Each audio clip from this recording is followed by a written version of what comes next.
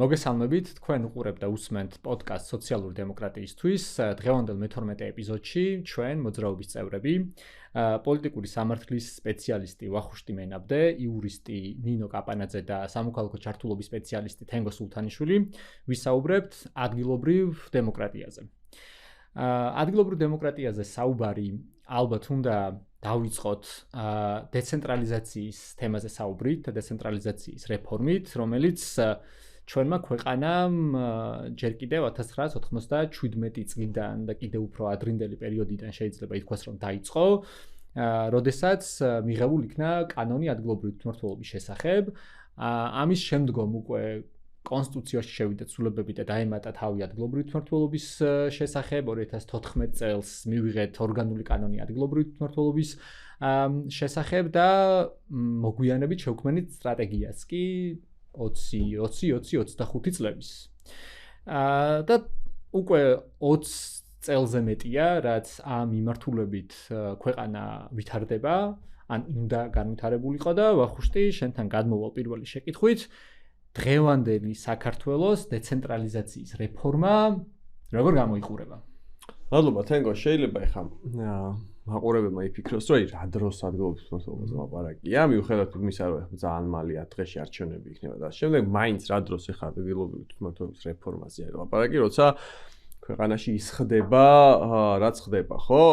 არის გვაქვს ავტორიტარული რეჟიმი, გვყავს თვითმარქვია ხელისუფლების მიმთვისებელი რეჟიმი, რომელიც ქუჩაში ადამიანებს დასდევს, უკანო 60-მდე პოლიტპატიმარი ყავს და ასე შემდეგ.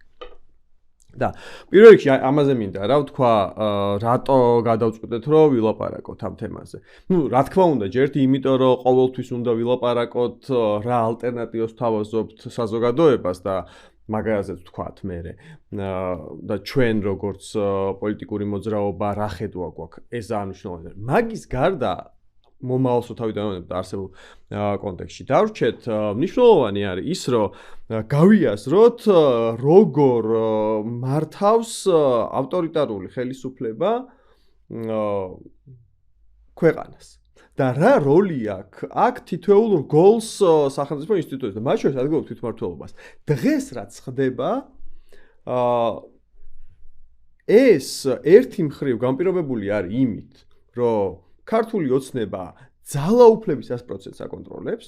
ეგ ნიშნავს იმას, რომ ძალაუფლების 100%-ს აკონტროლებს ცენტრშიც და ადგილზეც. ახლა რო ქართულ ოცნებას ადგილობრივი თვითმმართველობის ერთეულები არ ყავდეს კონტროლს და იქ ყველა მათგანში ლამის არ კონდეს უმრავლესობა საკრებულოებში და არ ყავდეს მერები, ხო? მისი ძალაუფლება ესეთი ყოვლისმომცველი ვერ იქნებოდა. ვერც არჩევნების იმ მანიპულაციებს გააკეთებდა იმ მასშტაბით, რაც გააკეთა წინა არჩევნებზე. ეს ერთი. მეორე, ძალიან მნიშვნელოვანი არის ის, რომ რაც ცენტრში ხდება და რასაც ცენტრალური ხელისუფლება ახორციელებს თავისი ინსტრუმენტების მეშვეობით თბილისში, თუმცა არა მხოლოდ თბილისში, ხო, იმიტომ რომ ცენტრალური ხელისუფლება მოქმედებს ადგილობრივ, უბრალოდ ქალაქებში და მუნიციპალიტეტებში და სოფლებში, ხო? ჩვენი ქვეყნის. იგივე მოდელს იმეორებს ადგილობრივი ხელისუფლება საკუთარ მოქალაქეებთან ურთიერთობისას. როგორც აქ ვერ შეასმენდი, ეხლა რა შეასმენ საერთოდ ის არის, ხო? უზურპატორია ქართული ოცნება. როგორც აქამდე ვერ შეასმენდი ქართულ ოცნებას ვერაფერს. ისეც რაც მოქალაქეებისთვის იყო მნიშვნელოვანი ცენტრალური ხელისუფლების განსახორციელებელი საქმეებიდან, ისე ვერ შეასმენდი ადგილობრივ თვითმმართველობის დონეზე. ამიტომ ეს კავშირი ჩვენ უნდა გამოვკვეთოთ მათ შორის ამ პოდკასტის მეშვეობით. ეხლა რა შეეხება შენ კითხვას. მინდა ვიცი რომ ცოტა გავცდი, მაგრამ ეს ძალიან მინდოდა მეთქვა რა. ჩვენ მართალია ეს როგორც ჩვენ თქვი 97 წელს დაიწყო რეფორმა, თუმცა იქამდე ჩვენ სხვა ძალიან საინტერესო ეგ არის 1990 წელს პირველი არჩევნები, რომელიც საქართველოს ჩაატარა როგორც დემოკრატიულმა და დამოუკიდებელმა ქვეყანამ, იყო ადგილობრივი თვითმმართველობის არჩევნები. და ჩაატარა იმ საარჩევნო სისტემას, რომელსაც ჩვენ ვფიქრობთ ჩვენ პროგრამაში რომ გამოვიყენოთ რა, ასევე. თუმცა ამაზე ჯერ კიდევ მიმდინარეობს დისკუსია მოძრაობის შიგნით. მთელი ამ დროის განმავლობაში ჩვენ თუ დავაკვირდებით, ეს რეფორმები იყო სახელად რეფორმები. რა თქმა უნდა, იყო გარკვეული გამონათებები, იმიტომ რომ როდესაც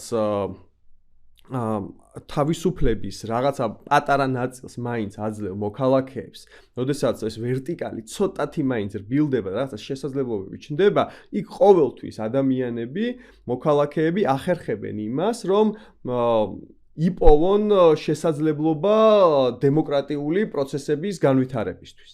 და ამისი მაგალითები იყო 90-იანების ბოლოსაც, ამისი მაგალითები იყო ქართული ოცნების მმართველობის დასაწყისშიც, მაგრამ რეალურად ინსტიტუციურად ეს წახალისებული არ იყო ამ რეფორმებით. თუ რამე მოხდა იმიტომ, თუ რამე დემოკრატიული გამონათება იყო, იმიტომ იყო ეს გამონათება, რომ ხალხმა შეძლო ეს რაღაცა სადღაც გამოიჩორკნა დემოკრატიული პროცესი.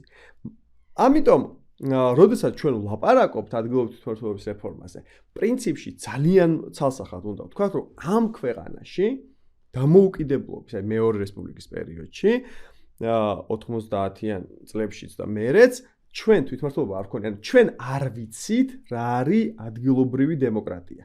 ჩვენ არასოდეს არ გქონია შესაძლებლობა, არ გქონია ადგილზე კომპეტენციები, ანუ უფლებები, არ გქონია შესაბამისი ფინანსური რესურსები, არ გქონია შესაბამისი ადმინისტრაციული მოწყობა იმისთვის, რომ ჩვენი ბედი, ჩვენი პრობლემები ადგილობრივ დონეზე თვითონ ჩვენვე გადაგვეწყოთ. განსხვავებით მაგალითად პირველი რესპუბლიკის პერიოდიდან, როდესაც ძალიან კარგი ადგილობრივი ერობა ერქვა, მაშინ ძალიან კარგი ადგილობრივი თვითმმართველობის გამოცდილება ჰქონდა და ძალიან რევოლუციური და ჩვენ პროგრამაში მაგის გამო აღდგენასაც და რაღაცების გამოყენებასაც ვაპირებთ. აი აქ მინდა რომ ჩაგიკითხო, როგორც უკვე ვთქვით, საკმაოდ ბევრი წელია რა დეცენტრალიზაციის რეფორმა ამ ქვეყანაში მიმდინარეობს და ჩვენ დღეს გვყავს ადგილობრივი თვითმმართველობები. რომლებსაც გარკვეული კომპეტენციები აქვთ, აქვთ ადგილობრივი ბიუჯეტი და რიგ საკითხებთან დაკავშირებით, ადგილობრივი მნიშვნელობის საკითხებთან დაკავშირებით, ისინი თავისუფლად და დამოუკიდებლად უნდა იღებდნენ გადაწყვეტილებებს. შენი შეფასებით, რამდენად თავისუფლები არიან ადგილობრივი თვითმმართველობები საკუთარი სურვილისამებრ განაგონ თუნდაც ის მწირი ადგილობრივი ბიუჯეტი, რომელიც მათ აქვს და მიიღონ გადაწყვეტილებები, რომელთა მიღებაც მათი ექსკლუზიური უფლებამოსილება არის. ძალიან კარგი კითხვაა, იმიტომ რომ ჩვენ ხშირად ვიწყებთ მეორე საფეხურიდან მსჯელობას, რომ აი ადგილობრივ თვითმმართველობას არ აქვს შესაბამისი რესურსები. მაგრამ მოდი პირველი საფეხური არის რაც აქვს იმას როგორ იყენებს. ანუ კომპეტენცია რაც აქვს, რესურსი რაც აქვს, ადმინისტრაციული შესაძლებლობები რაც აქვს, ქონება რაც აქვს და ასე შემდეგ. ეგა ხო ძალიან ნათელია, რომ დღეს ადგილობრივ დონეზე მმართველობა ხალხის მიერ არჩეული საკრებულოების და მერების მიერ ხორციელდება არა ადგილობრივი ინტერესების შესაბამისად, არამედ ცენტრალური ხელისუფლების მითითებების მიხედვით. და რატო ხდება ესე, ხო? პასუხი არის ძალიან მარტივი. რომ რეალურად მუშაობს პარტიული ვერტიკალი. ფორმალურად ადგილობრივი თვითმმართველობა არის დამოუკიდებელი, მაგრამ სინამდვილეში რახან ადგილობრივი პოლიტიკოსები პარტიულ ვერტიკალში უფრო დაბლად დგანან, ვიდრე თბილისის ან თუნდაც გუბერნატორები, ხო? თბილისის მერი რო გამოვრიცხოთ ხა ამ ყველაფრიდან. ამიტომ ადგილობრივი მოხელეები იძულებული არიან დაემორჩილონ პარტიულ მითითებებს, რომელიც მოდის ცენტრით. და საბოლოო ჯამში რეჟიმი, რომელიც დღეს მოქმედებს ცენტრალურ დონეზე, ის მოქმედებს არა მხოლოდ ცენტრალურ დონეზე, ის გაბატონებულია არა მხოლოდ პარლამენტში და საქართველოს მთავრობაში, არამედ გაბატონებულია ადგილობრივ დონეზე და საკუთარ ეფექტიანობას მოქმედების უზრუნველყოფს ზუსტად იმით, რომ აკონტროლებს არა მხოლოდ ცენტრალური ხელისუფლების აპარატს, არამედ აკონტროლებს ადგილობრივი თვითმმართველობების აპარატებსაც. რაც ძალიან დიდი ადმინისტრაციული რესურსი არის. ეხლა ჩვენ მაგალითად შეგვიძლია ვთქვა, რომ ადგილობრივი თვითმმართველობებს აქვს ძალიან დიდი როლი და ადგილობრივი თვითმმართველობის მოხელეებს აქვს ძალიან დიდი როლი არჩევნების დროს. არა მხოლოდ თვითმმართველობის არჩევნების დროს, არამედ ცენტრალური არჩევნების დროსაც. მთელი აი ეს სქემები, რასაც манипуляციისთვის იყენებს ცენტრალური ხელისუფლება, გადადის ზუსტად ადგილობრივი პოლიტიკოსების და ადგილობრივი მოხელეების და ადგილობრივი ადმინისტრაციული რესურსის ზურგზე. ამიტომ ეს ორი რაღაცა ჩვენ ერთმანეთისგან შეუძლებელია გავმიჯნოთ. ანუ ეგრე არ არის, რომ ქართული ოცნება ცენტრში კარგად იქცევა და ადგილზე ცუდად იქცევა. არა, მისი ბუნება არის ერთიანი და ეს ორი რაღაცა ერთმანეთს ასაზრდოებს და ამიტომაც ჩვენ ყურადღება უნდა მივაქციოთ, როგორ მუშაობს ის ადგილობრივ დონეზე. ის რომ მოქალაქეების ინტერესები არ არის დაცული არც ცენტრალური ხელისუფლების მიერ და არც ადგილობრივი ხელისუფლების მიერ. და მაგაზე კიდევ ვილაპარაკებთ ალბათ, რომ არის ეს პროგრამები, ხო, მაგალითად სოფლის პროგრამა და როგორ მუშაობს ის, ან რაღაცა გადაწყვეტილებასაც აიღებს. გუბერნატორს ხო, აი ბოდიში და აი გუბერნატორს ხო არავითარი ხელი არ აქვს ფორმალურად ადგილობრივ თვითმმართველობასთან, ხო?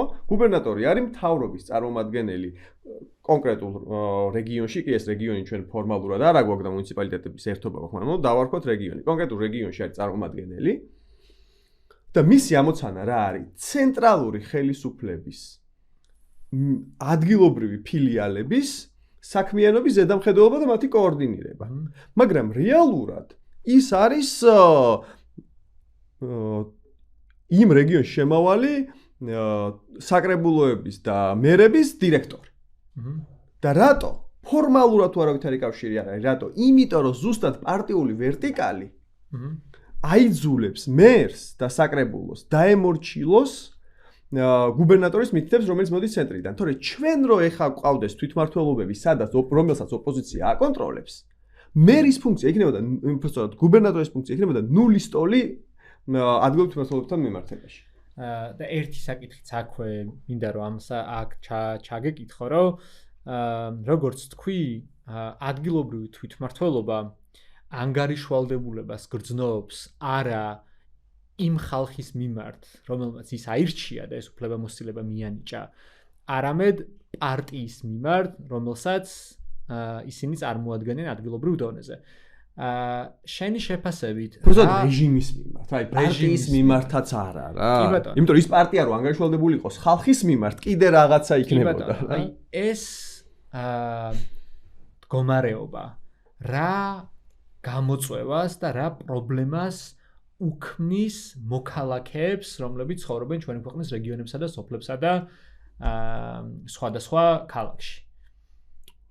ხო, ყველას პრინციპში ვინც არა მხოლოდ თბილისს გაეცხოვებს, ანუ თბილისში, ხო, იმიტომ თბილისი არის ყველაზე დიდი რეგიონალური მასშტაბის თვითმმართველობა არის რა. და თავარი პრობლემა არის ის, რომ მოქალაქეს არ აქვს იმისი გარანტია, რომ მის მიერ დასმული პრობლემა, ანუ საკითხი, რომელიც მას აწუხებს და ძალიან ბევრი, ჩვენი ყოფითი პრობლემების 90% მოდის ადგილობრივი თვითმმართველობის პასუხისმგებლობაზე. ანუ ადგილობრივი თვითმმართველობა გიგვაროს, შენ რო ქუჩაში გამოდიხარ, აი რა პრობლემებიც გაქვს? დაწყებული, რა ვიცი, იმიდან ბაღი ბავშვისთვის, გზა, ფეხით დადიხარ თუ ტრანსპორტით თუ ავტომობილით თუ ველოსიპედით, უსაფრთხოება, ხო? აქ იგულისხმება, ვთქვათ, განათება, ასე შემდეგ. ანუ ყველა ეს საკითხი არის ადგილობრივი თვითმმართველობის მოსაგვარებელი. მათ შორის მუნიციპალური სერვისები, რომელიც ჩვენ უნდა მიიღო. და შენ რო რაღაცა პრობლემა გაქვს, ამ პრობლემის მოსაგვარებლად რომ მიდიხარ ადგილობრივ თვითმმართველობაში, შენ იმის გარანტია არა გაქვს, რომ შენი ინტერესების შესაბამისად იმოქმედებს. იმიტომ რომ ადგილობრივი თვითმმართველობა მოქმედებს არა საკუთარი ამორჩევლის ინტერესებიდან გამომდინარე, არამედ ცენტრალური ხელისუფლების ინტერესებიდან გამომდინარე. ბატონო. და აქვე მინდა რომ ნინოსთან გადავიდე შემდეგი შეკითხვით და ვთხოვო რომ უფრო მეტად გაშალოს ჩვენი მსმენელისა და მაყურებლისთვის რატომ მივანიჭეთ მოძრაობაში ამ ხელა მნიშვნელობა, კრიტიკული მნიშვნელობა დეცენტრალიზაციის თემაზე მუშაობას, ადგილობრივი დემოკრატიის განვითარებაზე მუშაობას, რატომ არის ეს კრიტიკული საკითხი ჩვენი ქვეყნის განვითარებისთვის? ამ კითხვაზე პასუხის გასაცემად პირველ რიგში უნდა ჩავშალოთ, რას ნიშნავს დეცენტრალიზაცია, რას მოიცავს, რა პროცესია ეს, ასევე რატო გახდა თავის დროზე აუცილებელი სხვადასხვა ქვეყნებში თუ საქართველოში ამ პროცესის წამოწყება და რა სარგებლის მოტანა შეუძლია ამ პროცესს. დეცენტრალიზაცია პირველ რიგში არის განმარტება, რომ გავიგოთ ამისი, არის საზოგადოებრივი საქმეების გადაწყვეტის უფლებამოსილების მინიჭება ცენტრიდან რეგიონებისთვის, ან უფრო მცირე საზოგადოებრივი გაერთიანებებისთვის, ამ შემთხვევაში მუნიციპალიტეტებისთვის. რატო გახდა ეს ყველაფერი აუცილებელი? გახდა იმიტომ, რომ ცენტრი მოსახლეობის ზრდასთან, საზოგადოებრივი საქმეების რაოდენობის გაზრდასთან თუ ადგილობრივი საჭიროებების მომატებასთან ერთად ვეღარ ართმევდა თავს ყველა პერიფერიაში, ყველა რეგიონში წარმოშობილი პრობლემების გადაჭრას. და ამის გამო ბოლოს გასული საუკუნის 80-იანი წლებიდან აქტიურად წამოვიდა დეცენტრალიზაციის კონცეფცია, რომელიც გულისხმობს უფლებამოსილებების გამიჯვნას ცენტრსა და ამ რეგიონებს შორის. ანუ გადაინაწილებენ ცენტრი და პერიფერიები უფლებამოსილებებს, რაც ერთი მხრივ განტვირთავს ცენტრს და მეორე მხრივ ადგილობრივ ორგანოებს მიეცემათ შესაძლებლობა, რომ თავად გადაწყვიტონ ის საკითხები, რაც ყველაზე ახლოს არის მოსახლეობასთან, ყოველდღიური საჭიროებები იქნება თუ სხვა მომსახურების მიწოდების მიმართულება. ესე იგი, ეს ყველაფერი გამოიწვია დამატებით კიდევ ბიუროკრატიულმა ხარჯმა, რომელსაც გასწევდა ცენტრალური ხელისუფლება ყველა რეგიონისთვის და პლუს ამას ისიც, რომ აღარ უნდა გაჭიანურებულიყო ადგილობრივი პრობლემების გადაჭრა, ვინაიდან ამას სჭირდებოდა ცენტრიდან საკმაოდ დიდი ან რესურსის, ან დროის გამოყოფა.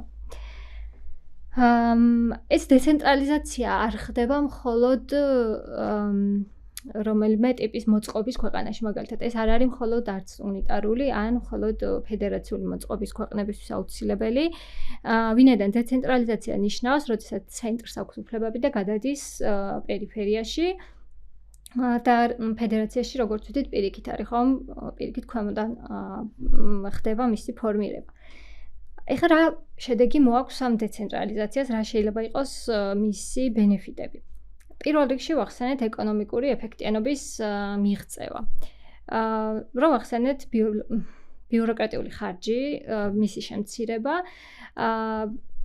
სწორედ ამის გაგრძელება ის, რომ თუ გადადის უფლებამოსილებები ადგილზე, ცენტრიდან, ადგილობრივი ორგანოები უფრო მარტივად, უფრო იაფად, ნაკლები დანახარჯებით ართმევენ თავს ამ ფუნქციების განხორციელებას, ვიდრე ამას ცენტრი გააკეთებდა.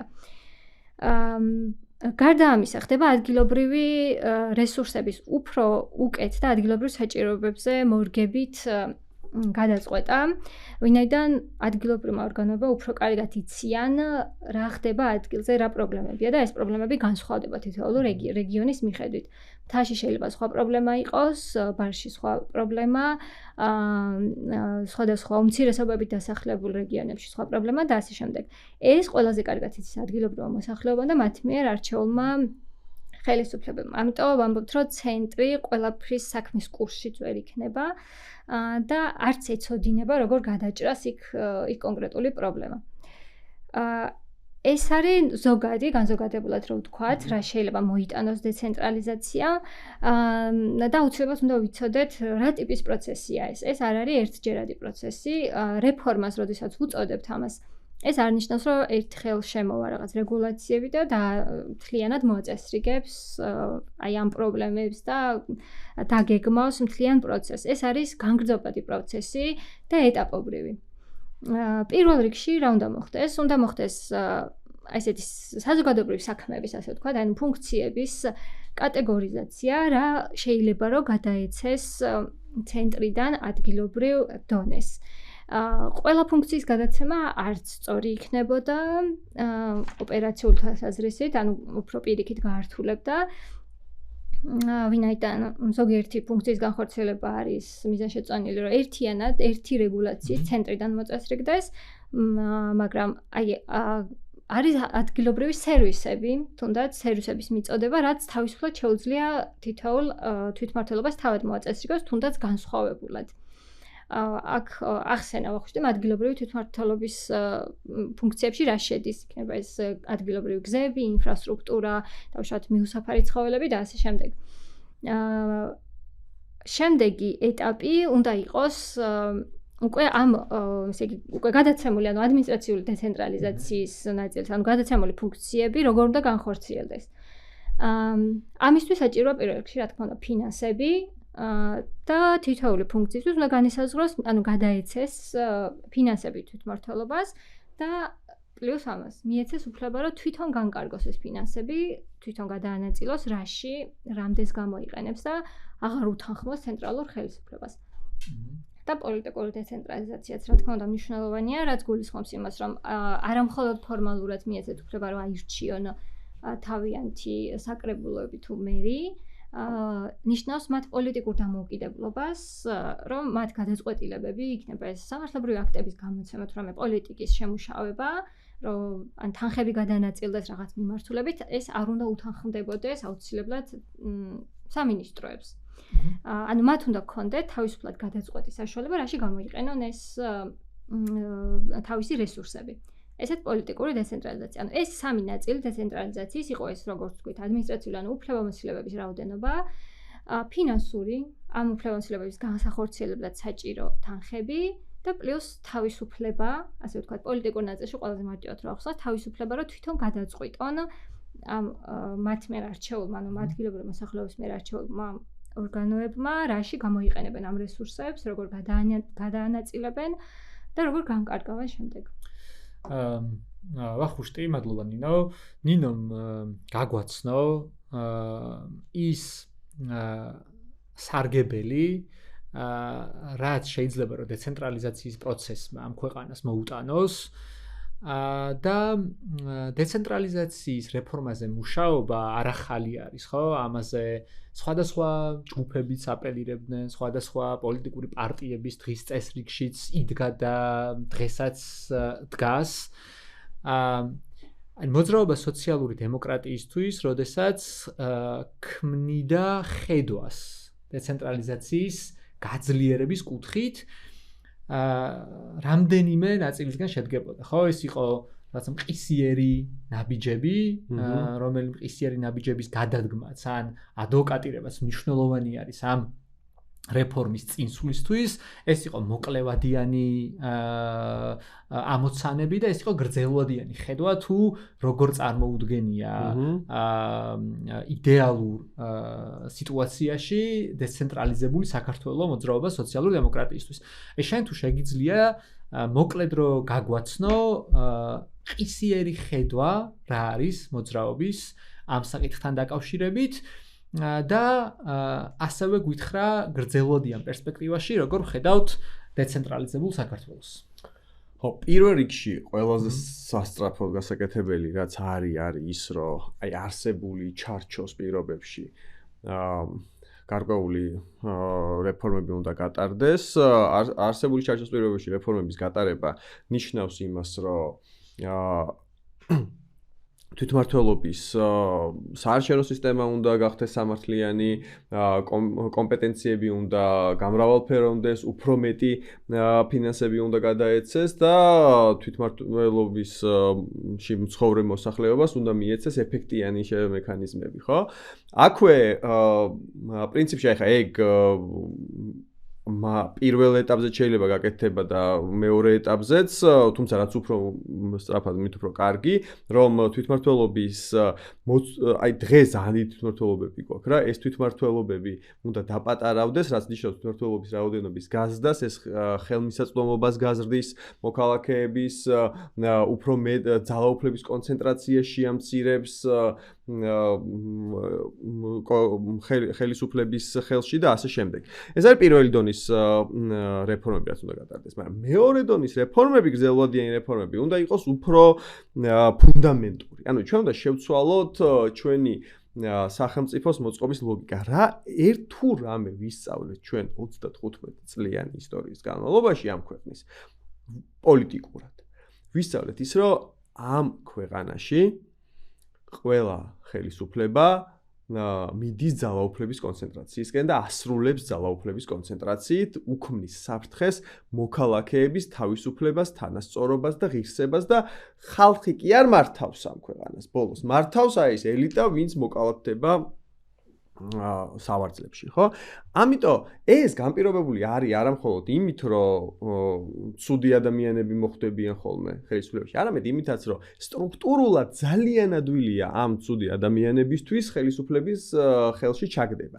და ჩვენ გვჭირდება ისეთი რეფორმები, მათ შორის ადგილობრივი თვითმმართველობის თვალსაზრისით, რომ ეს გართულდეს, კი არა და პრინციპში ამის გაკეთება გახდეს შეუძლებელი. აი ჩვენ თუ დავაკვირდებით რა გააკეთა ნაციონალურმა მოძრაობამ, როდესაც მოვიდა ხელისუფლებაში. გაატარა ადგილობრივი თვითმმართველობის რეფორმა, დაიყვანა დაახლოებით 7 ათეულზე ადგილობრივი თვითმმართველობის რაოდენობა, იმიტომ რომ ადვილად ეკონტროლებინა ისინი და არჩევნები ადვილად ჩაეტარებინა.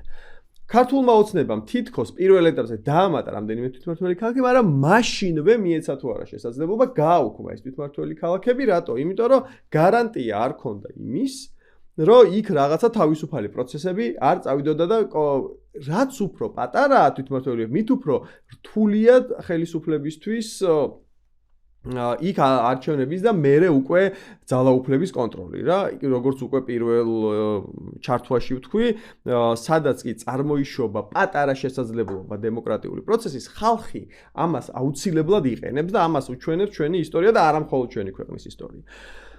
ამიტომ ჩვენ უნდა შევხედოთ ადგილობრივ თვითმმართველობას, როგორ იქნება სახელმწიფო. სახელმწიფო პირველადი ერთეული არის თემი. ხო, ეს თემი პირობითად დავარქვათ, ხო, შეიძლება იყოს სოფელი, შეიძლება იყოს პატარა ქალაქი, შეიძლება იყოს უბანი, შეიძლება იყოს სოფლების, პატარა სოფლების გაერთიანება, მაგრამ რაღაცა ბუნებრივი ერთეული ადამიანების გაერთიანების არის თემი. ამ თემების ერთობლიობა ქმნის სახელმწიფოს და შესაბამისად პირველადი ძალაუფლების სუბიექტი ზუსტად უნდა იყოს თემი, თემს უნდა კონდეს საკუთარი კომპეტენციები, ოღონდ რა უნდა იყოს თემის თვითმმართველობის ამოცანა? თემის თვითმმართველობის ამოცანა იმდენად მართლა კი არ უნდა იყოს და გადაწყვეტილების მიღებას თუ იქ რაღაც საკრებულოს აირჩევს და მერს აირჩევს და ასე შემდეგ, ხო? არამედ მათი ამოცანა უნდა იყოს ორგანიზება მოსახლეობის, რათა ამ ადამიანებმა თავად შეძლონ გადაწყვეტილების მიღება უშუალოდ საკუთარი პრობლემების შესახებ. ეს არის ამოსავალი წერტილი შედარებით გრძელვადიანი რეფორმის. ეს გრძელვადიანი რეფორმა 50 და 100 წელს კი არ ნიშნავს, კაცო. ეს გრძელვადიანი რეფორმა ნიშნავს რამდენიმე წლიან პერსპექტივას იმისთვის, რომ ადამიანებისთვის ეს გახდეს ხელშესახები და საბოლოო ჯამში ჩვენ რას მივიღებთ? ხო, ჩვენ მივიღებთ ძალაუფლებისგან განტვირთულ ცენტრს, ძალაუფლების და კომპეტენციების გადმოტანას ადგილობრივ დონეზე, ჩვენ აუცილებლად დაგვჭირდება შუალედური რგოლი, აი ამ თემებს და ცენტრალურ ხელისუფლებას შორის, ეს იქნება რეგიონული ხელისუფლება, ის შეიძლება ყველა შემთხვევაში ისტორიულ რეგიონებს არ დაემთხვეს, ზოგან უფრო პატარა იყოს, ზოგან უფრო დიდი და ზოგ შემთხვევაში შეიძლება დაერთოს, მაგრამ ეს დათვლადია, რომ ეფექტიანად როგორ უნდა განხორციელდეს ეს. რომელიც ასევე ერთ-ერთი სუბიექტი იქნება გარკვეული კომპეტენციების და მოქალაქეებისთვის სერვისების მიწოდების და დემოკრატიული პროცესების წარმართვის, მაგრამ საბოლოო ჯამში ჩვენ უნდა მივიღოთ ისეთი სტრუქტურა, რომელიც გამორიცხავს ძალაუფლების კონცენტრაციას, რომელიც შესაძლებლობას მისცემს პარტიულ პოლიტიკას, რომ გაიშალოს ის მთელი ქვეყნის მასშტაბით და სხვადასხვა დონეზე სცადოს რისი გაკეთება შეუულია, რომ ერთი პარტია კი არ იყოს ყველგან. სხვადასხვა მუნიციპალიტეტი, სხვადასხვა მუნიციპალიტეტების გაერთიანება, სხვადასხვა ხელისუფლება და ცენტრის მართავდეს და ეს იძლევა შესაძლებლობას იმისა, რომ მოქალაქეები იყვნენ ჩართული გადაწყვეტილების მიღების პროცესში, როგორც უშუალოდ, ისე ირიბად, იმიტომ რომ უკეთესი კონტროლის მექანიზმები ჰქონდეს როგორც პარტიების, ისე არჩეული ადგილობრივი ორგანოების. აი, ეს არის რაღაცა კონცეპტუალური ჩარჩო, რომელსაც ჩვენ მივყვებით და რომელზეც მუშაობთ ძალიან ინტენსიურად. კი ბატონო, აქვე ალბათ მნიშვნელოვანი არის მსმენელისთვის გამოვკვეთოთ დეცენტრალიზაციისა და მმართველობაში მოქალაქეთა მონაწილეობის ურთიერთკავშირი. და ამ ნაწილზეც ვისაუბროთ, ხო? ჩემთვის პირადად ხარისხიანი წარმატებული დეცენტრალიზაცია არის დეცენტრალიზაცია, რომლის ფარგლებშიც მოქალაქეები ეფექტიანად მონაწილეობენ გადაწყვეტილების მიღების პროცესში და ისინი იღებენ გადაწყვეტილებებს იმაზე, თუ როგორ უნდა იმართებოდეს საკუთარი სოფელი თუ ქალაქი. და უბანიც გვჭირდება. კი, ძალიან დიდი ქალაქია. თუ უბანი და ამის შესაძლებლობას მოქალაქეებს, რომ მმართველობის დავეები აიღონ ხელში, აძლევს დეცენტრალიზაცია. და კიდევ ბოლო რამდენიმე წელი, ხო, 7 წელი აქტიურად მუშაობდი სხვადასხვა მუნიციპალიტეტში მოქალაქეებთან და ჩემი დაკვირვება მინდა გავაზიარო, რატომ ჯერა ძალიან მოქალაქეთა მონაწილეობის და რატომ ვფიქრობ, რომ მოქალაქეთა ხარისხიანი მონაწილეობა არის გარანტია ამ ქვეყნის განვითარების, ხო? პირველ რიგში რას აკეთებს მოქალაქეების ჩართულობა უბნის თუ თემის თუ ქალაქის განვითარებაში, ხო? ჩემთვის ყველაზე ღირებული არის ის, რომ ერთიანობის განცდას აჩენს. და ეს ერთიანობის განცდა ვფიქრობ, რომ საკმაოდ დეფიციტურია ხშირად თბილისშიც, რეგიონებშიც, უბნებშიც და სოფლებშიც, ხო?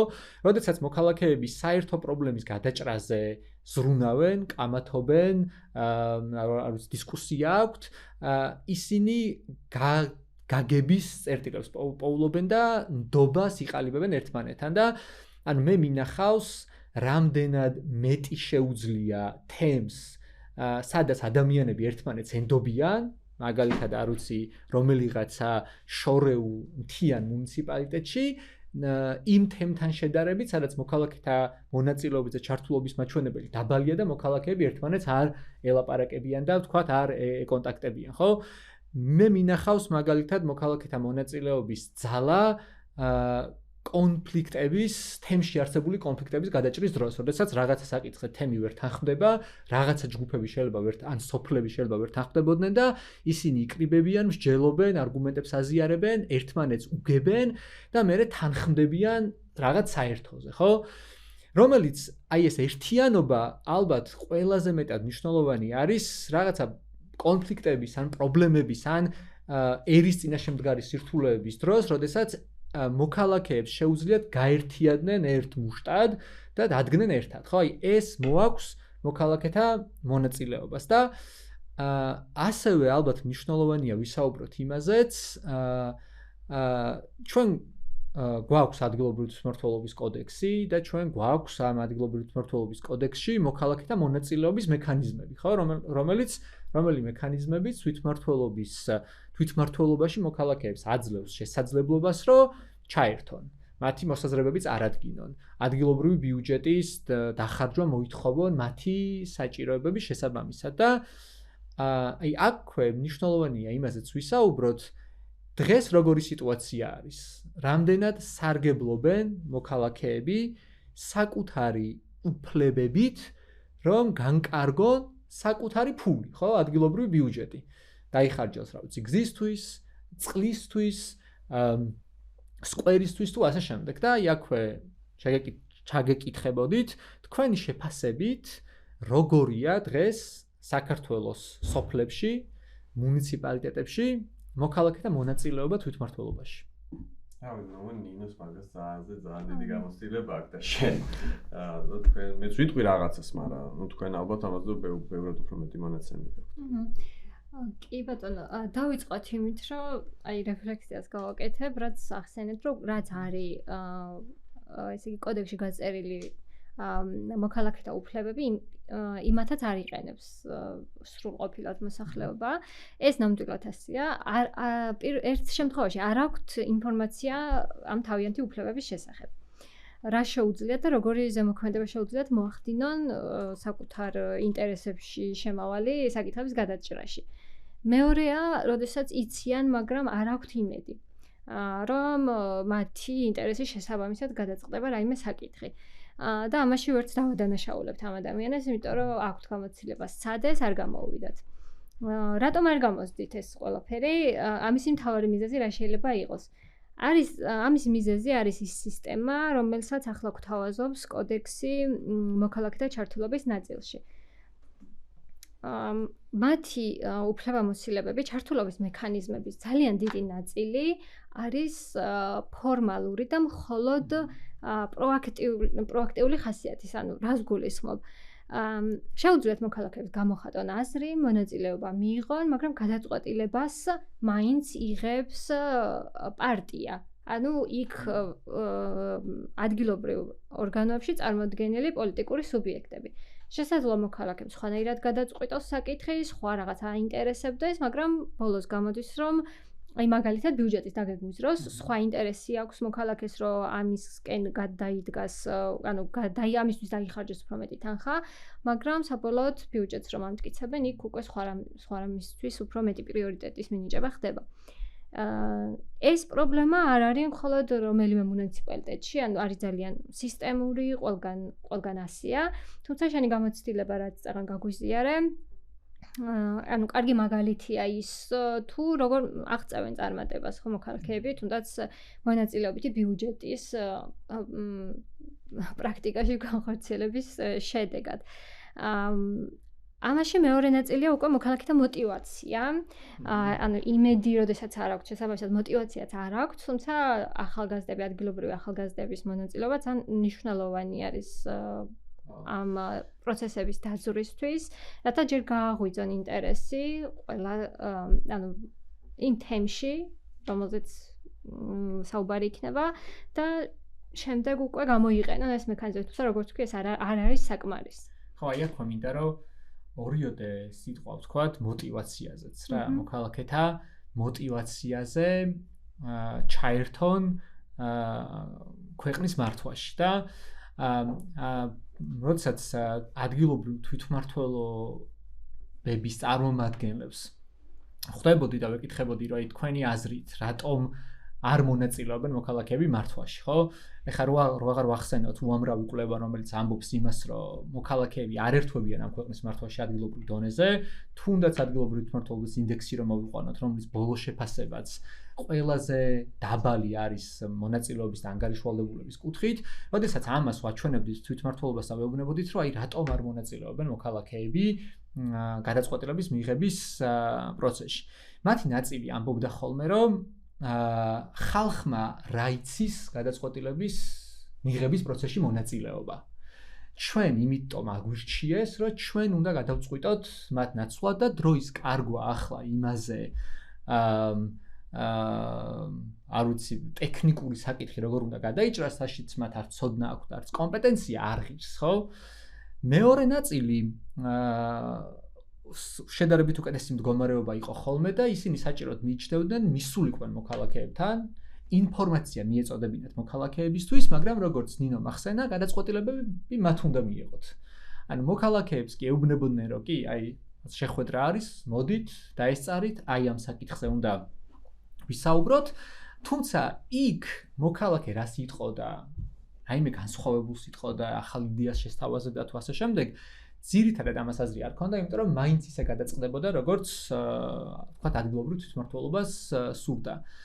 და მეორე ნაწილი არის, როდესაც მოქალაქეებს ვეკითხებოდით, ან მოქალაქეებს ვაკვირდებოდით, რატო არ მონაწილეობდნენ საკუთარი სოფლის და ქალაქის მართვაში და აი აქ მინდა გამოვყო ჩემი დაკვირვება რა არის. ანუ პირველი მთავარი დაკვირვება, რაც მქონდა ამ წლების განმავლობაში იყო ის, რომ თავისუფალი მონაწილეობა არ არის ახალისებული ადგილობრივ დონეზე. პირიქით ეს არის დასჯადი. და რას გულისხმობ თავისუფალ მონაწილეობაში. მაგალითად, სოფლის გამგებელს შესაძლოა დაეორგანიზებინა შეხვედრა და ეთქვა, რომ დღეს ჩვენ ვიკრიბებით იმაზე, რომ აი ამ პრობლემურ საკითხზე უნდა ვისაუბროთ. და ის იტყოდა, რომ ამ პრობლემაზე საუბარი შეგვიძლია დღეს. მოვიდოდნენ მოქალაქეები, ამ კონკრეტულ პრობლემაზე ისაუბრებდნენ, მაგრამ თუ კი რაიმე სხვა პრობლემა აწუხებდა მოქალაქეს, ან არ ეთანხმებოდა ამ პრობლემას, ის ამას ვერ გააჟღერებდა. ანუ მოქალაქეს ადგილობრივ თვითმმართველობაში შეუძლია მხოლოდ და მხოლოდ იმ პრობლემებზე ისაუბროს ხმამაღლა, რაზეც ნებადართულია. და თავისუფლად თუ შენ იტყვი, რომ არ მოგწონს სკვერი, ან არ მოგწონს გზა, რომელიც დაიგო და სამჯერ გადაიგო ბოლო 1 წლის განმავლობაში, მაშინ გეკვრება ინტრიგანის იარლიყი, მაშინ გეკვრება რადიკალური ოპოზიციის იარლიყი, გეკვრება თვითმმართველობის მიმართ მტრულად განწყობილი იარლიყი და შენი ცხოვრება ხდება რთული და აი თბილისში ნაკლებად იგრძნობა თვითმმართველობის მიმართ სკეპტიკურად განწყობილი მოქალაქე როგორ ისჯება რეგიონში. და ეს არ არის რაცა მიდის ვიღაც და ფიზიკურად უსწორდება. ეს არის რომ რაღაცა სოციალურ შეკრებაზე შეიძლება აღარ დაპატიჟონ, შეიძლება აღარ მიესალმონ, არ ვიცი შეიძლება არ ვიცი პირობითად პასუხი მოსთხოვნა, პასუხი არ დაუბრუნონ რაღაც საკითხთან დაკავშირებით და ამის იქეთ მეორე ყველაზე დიდი პრობლემა და არ ვიცი პირველია თუ მეორე, ეს არის სიღარიბე.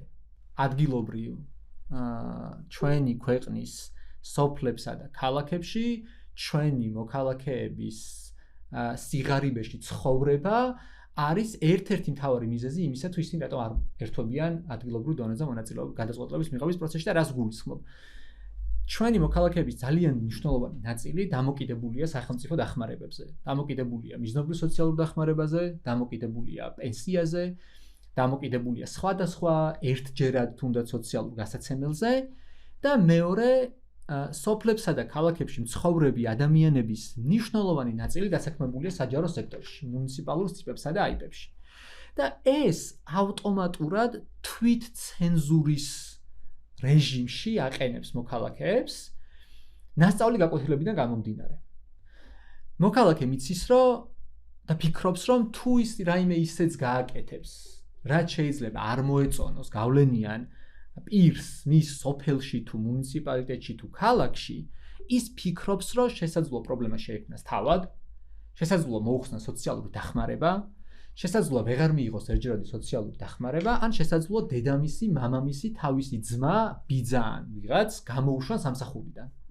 და ამის მაგალითი არის ბევრი, ხო? მე პირადად მქონია შემთხვევა, რომ როდესაც არ ვიცი რაღაც პრობლემურ საკითხზე გვინდოდა რომ მოქალაქე ჩაგვეწერა, ესაუბრა, რომელიც უწყინარი საკითხი იყო, მას უთქვამს, რომ აი მითხრეს, რომ ჩემ ძმას შესაძლოა პრობლემა შეექმნას და თუ შეიძლება არ განვათავსოთ ეს ვიდეო, ხო? და ეს სიღარიბე და სახელმწიფო სერვისებზე ან სახელმწიფო ბიუჯეტზე დამოკიდებულება დამატებით უქმნის ბარიერს მოქალაქეს ჩაერთოს ამ ქვეყნის მართვაში იმ პირობებში, როდესაც მონაწილეობა არის ფასადური და მონაწილეობა არის ფორმალური და აქვე ბოლოს იმასაც დავამატებდი, რომ ხშირად არის ხოლმე არგუმენტი იმისა, რომ აი მოქალაქეს მართლა იმდენი პრობლემა აქვს, ხო, სოფელში განსაკუთრებით. იმაზე ფიქრობს ოჯახს რა აჭამოს და ტანსაცმელი შეიძლება არ ქონდეს შვილებისთვის ან თავისთვის და ამის პარალელურად მას მოსთხოვო, რომ მოდი ახლა შენ და იზრუნე როგორ გამწვანდეს შენი ქალაქი, ხო? ამისთვის ენერგია უბრალოდ ადამიანებს არ რჩებათ. მაგრამ აი ასეთი სიდუხჭირის პირობებშიც კი მე პირადად მინახავს სოფლები და მოქალაქეები, რომლებსაც საკუთარი პირადი საქმე გადაუდიათ და სოფლისთვის ან დასახლებისთვის პრიორიტეტული საკითხის განსახილველად მოსულან, სვანეთში, თოვლში, თებერვალში და მინახავს 3 საათი, 4 საათი დარჩენილი მოქალაქეები, როდესაც მათ სჯეროდათ, რომ ერთობლივ რაღაც გაწყვეტილებას მიიღებდნენ და ძალიან სამწუხარო არის, როდესაც აი ეს პოტენციალი, რაც თვითმმართველობების დონეზე მოქალაქეთა მონაწილეობას აქვს, არის აბსოლუტურად უგულებელყოფილი და დაიგნორებული დღევანდელი სისტემის პირობებში და აქვე ჩვენ ამაზე ვისაუბრეთ და ბევრი ვიმსჯელეთ, ჩვენ მოძრაობას რა ხედვა გვაქვს თვითმმართველობებში მოქალაქეთა მონაწილეობის გაძლიერების კუთხით. როგორ წარმოგვიდგენია დემოკრატია ადგილობრივ დონეზე? ძალიან საინტერესო რაღაცებზე ლაპარაკეთ ახლა შენთან ინო. მთავარი პრობლემა, ხო, არის რამდენიმე. თქვენ ახსენეთ, მათ დიდი ნაწილი მე ერთს დავამატებ. მათ შორის მუნიციპალიტეტების მოცულობა, წარმოიდგინეთ, დღეს ჩვენ გვაქვს ადგილობრივი თვითმმართველობა, მუნიციპალიტეტი, რომელიც შედგება რამდენიმე ათეული დასახლებული პუნქტისგან. 40 დასახლებული პუნქტისგან. და ისინი ერთმანეთთან დაშორებული არიან ათეულობით კილომეტრით. და ეს ძალიან ართულებს ჯერ ერთი საერთობის აღქმას. ანუ თვითმმართველობა, ადგილობრივი დემოკრატია რა არის, რომ აი ჩემს თემში რა ხდება, ეგ მე უნდა მოვაგვარო. და როცა არის 50 დასახლებული ერთეული, შენ უკვე იქ აღარ გაქვს განცდა რომ ის რაღაცა ჩემი თემია, ჩემი რაღაც მეზობლების ან ჩემი ქალაქის ან ჩემი უბნის საკითხია გადასაწყვეტი. ხო, ესე იგი რაღაცა არის ზედა დონე, რომელიც კი ხელისუფლებას ახორციელებს, ოღონდ სადღაც შორს. ეს არის პირველი. მეორე, რომც ამ კონდეს აღქმა. ძალიან მიჭირს, დაშორებულია, უნდა თუ რაღაც არ დამიორგანიზა ადგილობრივი თვითმმართველობა, დამიორგანიზა კი არა, აგერ ყვებოდით რაც ხდება, ხო? მე უნდა ჩავიდე. რაც ასევე ძალიან რთულია, მით უმეტეს მასობრივი მობილიზაციის პირობებში. ხო, თვითმმართველობის არსი რა არის? ჩვენ ერთად ვიღებთ გადაწყვეტილებას. ანუ მარტო მე კი არ მივდივარ როგორც მოქალაქე და რაღაცა მოთხოვნას ვაყენებ. ვიკრიბებით, ერთად ვდგებით, ვსჯელობ და ვიღებთ გადაწყვეტილებას. და ახლა მთელი სოფელი უნდა ჩავიდეს საკრებულოს ხდომაზე, იმისთვის მუნიციპალურ ცენტრში, იმისთვის რომ რაღაცა გააკეთოს, ხო? რაღაც გაიტანოს. ამიტომ ეს არის მნიშვნელოვანი პრობლემა. ანუ ერთი ეგ არის, ეგ უნდა დავაპატაროთ, რაც უკვე ვთქვით. მეორე საკითხი არის თვითონ მოქალაქეთა მონაწილეობას როგორ უნდა წავახალისოთ რა. პრინციპში არავითარი წახალისება არ ჭირდება, ეს მაგალითები ძალიან ბევრია, ხო? ეხლა შენ რაც ილაპარაკე, რომ ადამიანებს თუ აძლევს შესაძლებლობას, ისინი იწყებენ ამაში და მეც ბევრი მინახავს ეგეთი რა. ამიტომ აქ რას ვაკეთებთ, რომ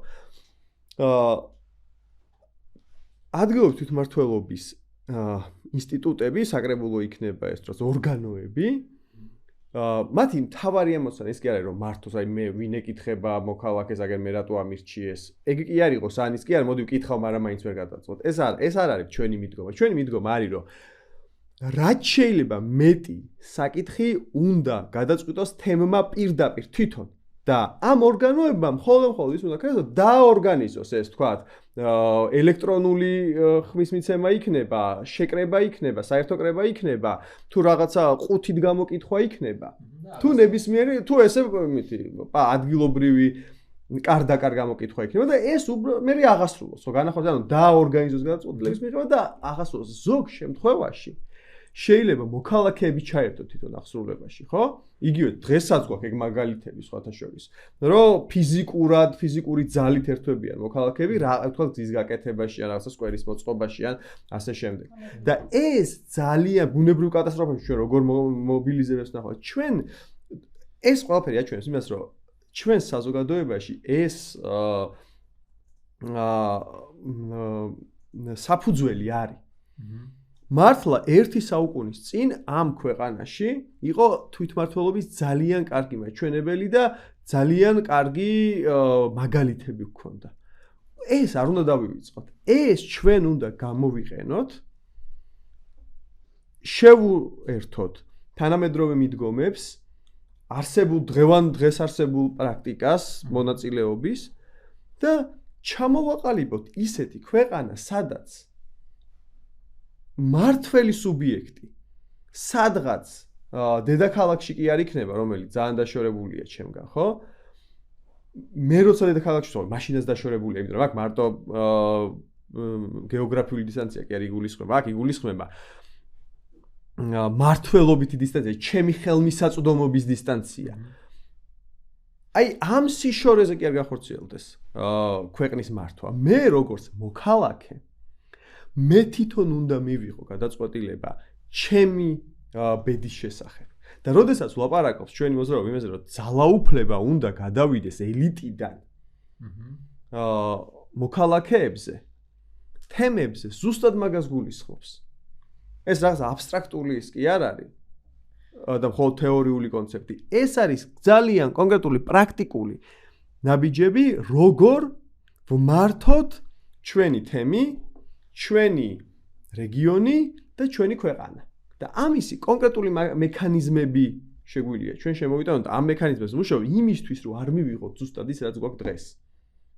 და ავტორიტარული მართვა, რომელიც ძალიან ადვილია ესე დაქსაქსულ საზოგადოებაში, თვითმმართველობის არ მქონე საზოგადოებაში, რომელსაც თვითონ არ აქვს გაწყვეტილების მიღების პროცესში და გაწყვეტილების მიღების გამოცდილება. კი, ამიტომ აი მოხდა ახსნა რომ ქონდა ძალიან კარგი გამოცდილება ადრე როგორ მართავდნენ თემები და თვითონ იღებდნენ გადაწყვეტილებებს. სწორედ ამ კარგმა გამოცდილებამ იქონია გავლენა იმაზე რომ შემდეგში ეს აღარ გამოეყენებინათ და რატო გულისხმობ როდესაც დაინახეს ცენტრალიზაციას ცენტრალური პარტიისთვის მმართველისთვის რომ მხოლოდ მათთვის რომ ხელა სარგებელი მოქონდეს კონცენტრაცია ძალაუფლების უკვე აღარ გქონდათ სურვილი რომ ეს ისევ დაებრუნებინათ ხალხისთვის. რამდენიმე წელს როცა ვსწავლობდი დეცენტრალიზაციის თემას, ისტორიას და უფლებამოსილების გადანაწილების ეს დინამიკას წლების განმავლობაში ვხედავდი რომ რამდენჯერაც დაიწყეს დეცენტრალიზაციის რეფორმაზე მუშაობა იმდენჯერ უფრო მეტი ცენტრალიზაცია მიიღეს შედეგად და რატომ მიიღეს? იმიტომ რომ როდესაც ჩახედეს უფლებამოსილების განაწილების წეს და პროცესს, ანუ როგორ გადაიცეს, რა გადაეცეს და ასე შემდეგ, დაინახეს სურათი, რომ ცენტრსაც ჩამოერთება ძალიან დიდი ძალაუფლება და ის მოკლედ ხელისუფლების დაკარგვის შიშის დევდა ხოლმე ყოველთვის ამ პროცესს. და დაახლოებით 3-4 წლიანი ან ზოგჯერ უფრო მეტწლიანი დეცენტრალიზაციის რეფორმები მთავრდებოდა იმით, რომ ძირითადი ფუნქციები უფრო მეტად ცენტრისკენ გადმოდიოდა ხოლმე და რატო არ გვეშინია მაგას? მოძრაობას ხო? მოძრაობას იმიტომ არ ეშინია, რომ ჩვენ სწორად ვხედავთ დეცენტრალიზაციის სარგებელს და ამოვდივართ ამ ინტერესიდან, რომ დეცენტრალიზაცია არის არა ის, რომ რაღაცები ვიღაცას ვაჩუქოთ, არამედ შრომის განაწილებაა იმისთვის, რომ მართვა გამარტივდეს და მეტი სარგებელი დარჩეს ხალხს. და ასევე ისიც, რომ ჩვენ თვითონ ვართ სხვადასხვა სოფლებიდან და ქალაქებიდან და მუნიციპალიტეტებიდან. რა თქმა უნდა, კი ბატონო, და როგორც თქვენ, ხელისუფლების დაკარგვის შიში რომ სდევს ამ პროცესს მათი მხრიდან, არასოდეს არ ექნებათ სურვილი, რომ ეს ძალაუფლება, არა ხელისუფლება, ძალაუფლება ვიღაცას გაუნაწილონ. იმიტომ რომ მე თვითონ დასუსტებიან, ან თვითონ ხედავენ ისინი ამ პროცესს. და მოქალაქეთა ჯართულობის ნაწილზე მინდა და ერთი რაღაც დამემატებინა, როგორც ვთქვით თავიდანვე, რომ დღეის მდგომარეობით ძალიან დიდი ნაწილი, ალბათ 90% ეს ჯართულობის მექანიზმები არის რეაქტიული, მხოლოდ მონაწილეობა. ანუ ვიღაცა იღებს გადაწყვეტილებას და შენ მოდი რაღაც აზრი მითხარი. ეს არ არის საკმარისი და ეს ვერ გააძლიერებს თემს იმ გაგებით, რაზეც ვახუშტი მისაუბრა. მოქალაქეებს უნდა გქონდეს ისეთი მექანიზმებიც რომლის ფარგლებში თვითონ გადაწყვეტენ საკითხს. აი დღეს მდგომარეობით პეტიციაც კი არ არის ესეთი ძლიერი, რასაც პეტიცია უნდა ასრულებდეს რა ფუნქციასაც. პეტიციას შეიტან ან დაგიკმაყოფილებენ, ან არ დაგიკმაყოფილებენ. კი ბატონო, ან არ გიპასუხებენ, კი ბატონო. ან მოისმენენ აზრს, ხო, არც საერთო კრებას, ანუ საერთოდ არაფერს არ აქვს აზრი. კი ბატონო, საბოლოოდ გამოდის ის, რომ სხვა მოსაზრება ქონდა, სხვა იდეა ქონდა მოქალაქეს და სხვა რაღაცა მტკიცდება. იმიტომ რომ საბოლოო გადაწყვეტილების მიღება ისევ არის საკრებულოს ხელში. ოღონდ ფორმალურად რა თქმა უნდა უკვე გადაწყვეტილია ის საკითხი და მოქალაქის მონაწილეობა არის მხოლოდ ფორმალიზმი. საინტერესო საკითხი თქვა რა, რომ რაც უფრო წარმატებული იყო ადგილობრივი თვითმმართველობა, ადგილობრივი დემოკრატია, შემდეგი ნაბიჯი ხელისუფლების მხრიდან იყო უფრო მეტი ცენტრალიზაცია. იმიტომ რომ ეშინოდა ძალაუფლების დაკარგვის და ჩვენ რატო არ გვეშინია ამის? იმიტომ რომ ჩვენ თავს აღვიქვამთ ამ ხალხის ნაწილად. ანუ საზოგადოების ნაწილი ვართ და ჩვენ ამიტომ გვინდა რომ ძალაუფლება იყოს ჩვენს ხელში, როგორც მოქალაქეების ხელში. ამიტომ თამამ ნაბიჯებს არ ვერიდებით, თამამ განაცხადებს არ ვერიდებით, თამამ პროგრამას არ ვერიდებით. ვამბობთ რომ ძალაუფლება უნდა იყოს ხალხის, გადაწყვეტილებას უნდა იღებდეს ხალხი და არა სახელმწიფო ინსტიტუტები, რომელიც რაღაცა პატარა ჯგუფს აქვს ხელში ჩაგდებული და მართავს საკუთარი ინტერესების შესაბამისად. ანუ ჩვენ არ წარმოგვიდგენია ჩვენი თავი აი ამ პატარა ჯგუფად, რომელიც ჩაიგდებს ძალაუფლებას ხელში და მე როგორც უნდა ისე მართავს საკუთარი ინტერესების სასარგებლოს და ხალხის ინტერესების საზიანს. იმიტომ რომ ჩვენ საკუთარი თავი წარმოგვიდგენია აი ამ ხალხის ნაწილად, საზოგადოების ნაწილად, რომელიც დღეს გუშინ და ხვალ ცხოვრობს ამ ქვეყანაში, ცხოვრობდა და იცხოვრებს. ამიტომ მას სჭირდება დემოკრატიული შესაძლებლობები თავად გადაწყვიტოს. ჩვენ გვჭირდება ჩვენ თვითონ გადაწყვიტოთ ჩვენი ბედი და ამისთვის ვწერთ ამ პროგრამას, რომ ეს იყოს გარანტია ჩვენივე თავისთვის, რომ ვიცხოვროთ დემოკრატიულ ქვეყანაში. და მინდა რომ ბოლო შეკითხვა დავსვა ჩვენ დღევანდელი პოდკასტის და ეს ბოლო შეკითხვა იყოს არჩევნებთან მოახლოებულ თვითმმართველობის არჩევნებთან დაკავშირებული. სულ რამდენიმე დღეში საქართველოს რეგიონებში და თბილისშიც გაიმართება თვითმმართველობის არჩევნები. თბილისის რეგიონია, ხო. და რა მნიშვნელობა აქვს ამ არჩევნებს დღევანდელ საქართველოში, საქართველოს მოქალაქეებისთვის, ჩვენს რეგიონებში ცხოვრები თანამოქალაქეებისთვის. ხო, აი ამაზეც ამდენი ხანი ვილაპარაკეთ იმაზე, რა მნიშვნელოვანი არის თვითმმართველობა და შესაბამისად მისი არჩევნები და არჩევა და შემდეგ, მაგრამ სამწუხაროდ ჩვენ ახლა ვართ ქვეყანაში, სადაც სახელმწიფო ინსტიტუტები მთლიანად არის მიტაცებული რეჟიმის მიერ და არჩევნები არის ფარსად ქცეული. ანუ წინა არჩევნებმა აჩვენა, რომ ძალიან ნაკლები მნიშვნელობა აქვს ხალხის მიერ მიღებულ გაწყვეტილებას, იმიტომ რომ რეჟიმს აქვს უამრავი მექანიზმი, როგორ დაამახინჯოს საზოგადოების განწყობა, მერე უკვე როცა ეს არჩევნები შემაჯამებელ ოლქში გადადის. მე ამ არჩევნების შედეგებს ძალიან სკეპტიკურად უყურებ. მე არ მგონია, რომ ეს არჩევნები რაიმე შეცვლის, რაიმე შესაძლებლობა არსებობს იმისა, რომ ამ არჩევნებმა გავლენა მოახდინოს. რაღაცა პატარა შანსი ამისი იყო თუ ოპოზიცია ერთიანად მიიღებდა გადაწყვეტილებას, რომ არჩევნებში მონაწილეობა მიიღო, მაშინ დიდ ქალაქებში, რომელზეც სადაც საპარლამენტო არჩევნებში აჩვენა ოპოზიციამ, რომ მაღალი მხარდაჭერა აქვს, იქ პატარა შანსი არსებობდა გამარჯვების, ან გამარჯვების თუ არა, იმის მაინც, რომ ხელისუფლება ძალიან ღიად აყალბებს არჩევნებს და ეს იქნებოდა კარგი საფუძველი მომავალში თუ არჩევნებს ესე ღიად გააყალბებდა და აი ძალიან თვალნათლივ ხო რა მანიპულაციებით კი არა რაღაცა თეთრი ჩავზე. თუმცა არც ამ არჩევნებს აკლია ეგ ხო, მაგრამ აი კიდე ერთი ის იქნებოდა დამატებითი ფაქტორი საზოგადოებრივი განწყობის და უკმაყოფილების მობილიზებისთვის. სამწუხაროდ ეგ ვერ მოხერხდა. აი ეგ რო ვერ მოხერხდა მაგის მერე უკვე ამ არჩევნებში მონაწილეობის აზრს და ამ არჩევნების შედეგებს მე ოპტიმისტურად ვეღარ უყურებ. ანუ აი ეხა არჩევნები გვაქვს, რა კარგი შესაძლებლობაა, ხო, ერთი შეხედვით, რა კარგი შესაძლებლობაა ეს პოლიტიკური პარტიებისთვის, რომ ადგილობრივი ლიდერები წარმოაჩინონ, ძალაუფლების ნაწილი საკუთარ ხელში კონტროლს ქვეშ გადმოიტანონ, მაგრამ და ფაქტობრივად ეხა ჩვენ მივიღეთ სიტუაცია, რომ ამ არჩევნებს რეალურად არავითარი აი რაღაცა 99%-ით არავითარი შანსი არ აქვს და კავშირი დემოკრატიასთან ხო, ცხადი არ აქვს, აი ოპოზიციამ რომც მოიგოს, ისი აი არა მინიმალური შანსიც არ არსებობს, მანდაც კი ეგ დემოკრატია ვერ იქნება. ეგ იქნება უბრალოდ ესე იგი გამარჯვება. მაგრამ დემოკრატია რატო ვერ იქნება? იმიტომ რომ ვერ იქნება ის პროცესები, რაც მას წინ უძღვის და რამაც უნდა განაპირობოს დემოკრატიული არჩევნები, არ უძღვის წინ, ხო? დეტალს დავამატებ, როგორ მოიყვანა ოცნებამ თავის თავი ამ არჩევნებამდე, აი ადგილობრივი თვითმმართველობის არჩევნებამდე. მე ამას ვეძახი ხოლმე კალენდარულ არჩევნებს, რომელიც დაიმთხვა 4 წლის თავზე.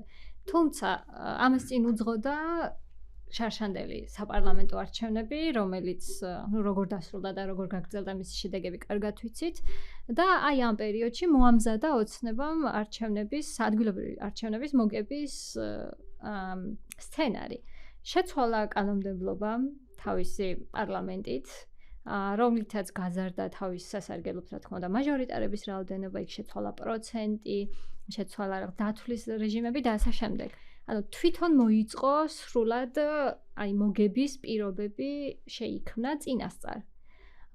და ამ ნაწილშიც, რა თქმა უნდა, დაშორებულია დემოკრატიას, იმიტომ რომ იმ პარლამენტო, რომელსაც ეს გადაწყვეტილებები მიიღო და რა გადაწყვეტილებები მიიღო, ეგეც უკვე ვიცით, რომელთაც ბევრად გაუარესდა და სრულად ისევ იგივე არსებითად მაჟორიტარულ პრინციპს დაუბრუნდა ადგილობრივი არჩევნები.